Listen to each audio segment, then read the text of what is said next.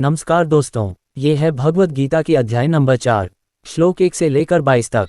श्री भगवान बोले, मैंने इस अविनाशी योग को सूर्य से कहा था। सूर्य ने अपने पुत्र वैवस्वत मनु से कहा और मनु ने अपने पुत्र राजा इक्ष्वाकु से कहा।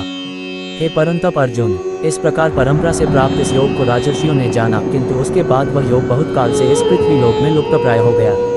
तू मेरा भक्त और प्रिय सखा है, इसलिए वही यह पुरातन योग आज मैंने तुझको कहा है, क्योंकि यह बड़ा ही उत्तम रहस्य है, अर्थात गुप्त रखने योग्य विषय है। अर्जुन बोले, आपका जन्म तो अर्वाचीन अभी हाल का है और सूर्य का जन्म बहुत पुराना है, अर्थात कल्प के आदि में हो चुका था। तब मैं इस बात को कैसे समझूं कि आप ही ने कल्प के आदि में सूर्य से यह योग कहा था। श्री भगवान बोले, हे परंतप अर्जुन, मेरे और तेरे बहुत से जन्म हो चुके हैं, उन सबको तू नहीं जानता, किंतु मैं जानता हूँ।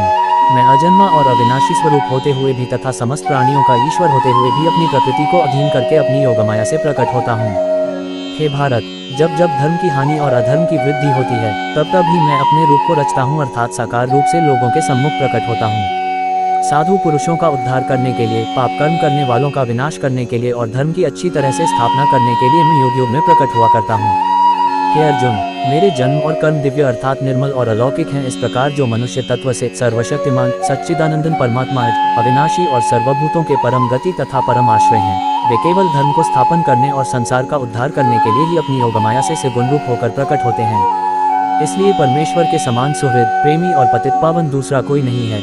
ऐसा समझकर जो पुरुष परमेश्वर का अनन्य प्रेम से निरंतर चिंतन करता हुआ आसक्ति रहित संसार में बढ़ता है, वही उनको तत्व से जानता है, जान लेता है। वह शरीर को त्याग कर फिर जन्म को प्राप्त नहीं होता, किंतु मुझे ही प्राप्त होता है। पहले भी जिनके राग, भय और क्रोध सर्वथा नष्ट हो गए थे और जो मुझ में अनन्य प्रेम पूर्वक स्थित रहते थे, ऐसे मेरे आश्रित रहने वाले बहुत से भक्त उपयुक्त ज्ञान रूप तप से पवित्र होकर मेरे स्वरूप को प्राप्त हो चुके हैं। हे अर्जुन, जो भक्त मुझे जिस प्रकार भजते हैं, मैं भी उनको उसी प्रकार भजता हूँ, क्योंकि सभी मनुष्य सब प्रकार से मेरे ही मार्ग का अनुसरण करते हैं। इस मनुष्य लोक में कर्मों के फल को चाहने वाले लोग देवताओं का पूजन किया करते हैं, क्योंकि उनको कर्मों से उत्पन्न होने वाली सिद्धि शीघ्र मिल जाती है। ब्राह्मण, क्षत्रिय, वैश्य और शूद्र, इन 4 वर्णों का समूह गुण और कर्मों के विभाग पूर्वक मेरे द्वारा रचा गया है। इस प्रकार उस सृष्टि रचनादि कर्म का कर्ता होने पर भी मुझ अविनाशी परमेश्वर को तू वास्तव में अकर्ता ही जान। कर्मों के फल में मेरी स्पृहा नहीं है, इसलिए मुझे कर्म लिप्त नहीं करते। इस प्रकार जो मुझे तत्व से जान लेता है, वह भी कर्मों से नहीं बनता। पूर्व काल में मुमुक्षुओं ने भी इस प्रकार जानकर ही कर्म किए हैं, इसलिए तू भी पूर्वजों द्वारा सदा से किए जाने वाले कर्मों को ही कर। कर्म क्या है और अकर्म क्या है, इस प्रकार इसका निर्णय करने में बुद्धिमान पुरुष भी मोहित हो जाते हैं। इसलिए वह कर्म तत्व मैं तुझे भली भांति समझा कर कहूँगा, जिसे जानकर तू अशुभ से अर्थात कर्म बंधन से मुक्त हो जाएगा। कर्म का स्वरूप भी जानना चाहिए और अकर्मण का स्वरूप भी जानना चाहिए तथा विकर्म का स्वरूप भी जानना चाहिए, क्योंकि कर्म की गति गहन है। जो मनुष्य कर्म में अकर्म देखता है और जो अकर्म में कर्म देखता है, वह मनुष्यों में बुद्धिमान है और वह योगी समस्त कर्मों को करने वाला है।